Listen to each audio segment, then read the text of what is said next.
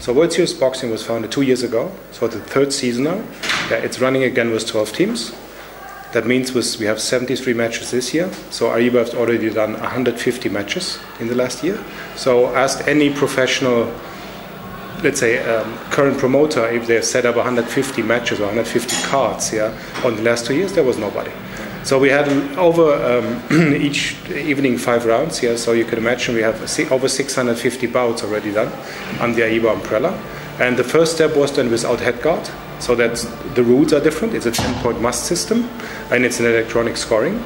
Yeah, that's as well a step, because you can see after each round on the TV, you can see exactly what the referee has judged. Yeah. So a lot of steps have been done at one pace.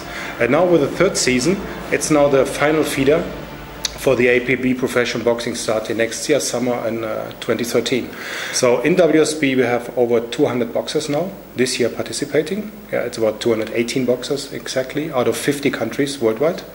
Yeah, so it's quite a lot, quite a lot of boxers, quite a lot of countries involved already, and they're all professionals.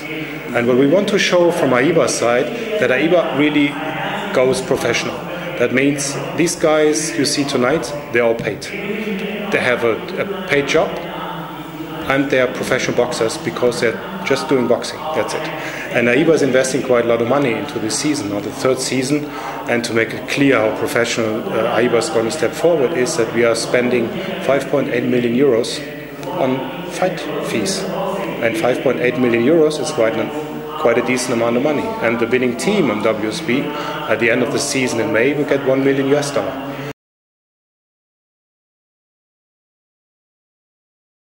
It was quite funny when I jumped into boxing, and from a purely marketing perspective 10 months ago only.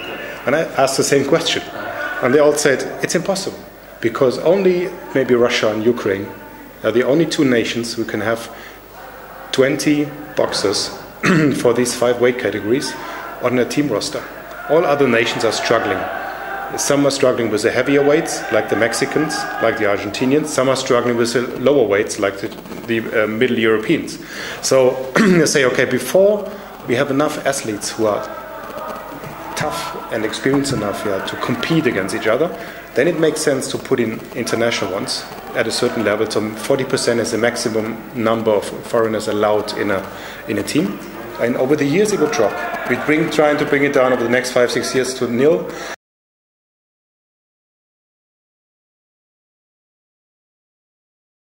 Largest benefit overall, he stays in his federation. That means he has his training, he has the same coach, so don't have to change the coach. Same environment, he has a team around him, so all the fellows he's training with for the last years, he can stay with them and still have the Olympic eligibility. That's as well another step in a way like that. But that will be the same for when AIBA offers professional boxing next year.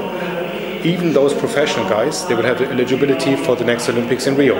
So this is the IOC, what they gave a huge favor to AIBA, saying, okay, it's great for you that you're going into professional boxing, then we are opening the Olympics to professional boxing, because we want to have the best athletes in the world participating then in Rio 2016.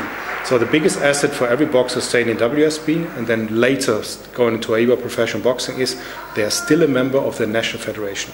So, and from a payment point of view, it's another asset, because everything they get paid, it's on their own pocket. They don't have to give away anything for training, anything for coaching, for physio, for housing, whatever it is. They know exactly that the amount they're getting paid is in their pocket. And this gives a kind of a security for the boxers to stay. And you saw after the Olympics, no Olympic medalist has currently signed with a professional promoter.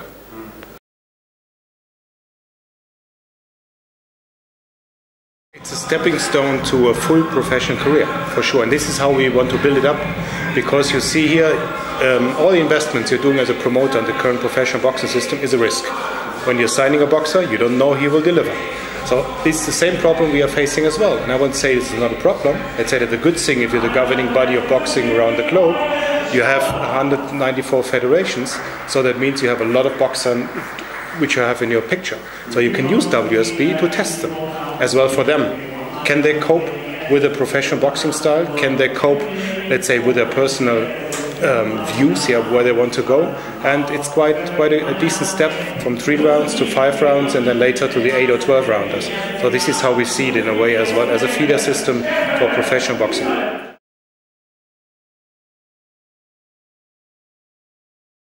These guys, they have to face tough competition. If you look at today, USA Knockout to bring in good athletes, German Eagles bring good athletes, and they are on ice level. That means they're quite similar athletes here, and we have very few TKOs or KOs in WSB. So you see exactly that these guys are on ice level, and one will lose and one will win. And that will be the biggest step for boxing from an athlete perspective in the future, that an athlete, even in boxing, he can lose, but he's still a great athlete. Because it's the same like in Federer and Djokovic, they're losing as well, but they're still seen as great athletes. So that's the difference in the system. We are not dropping somebody when he's losing.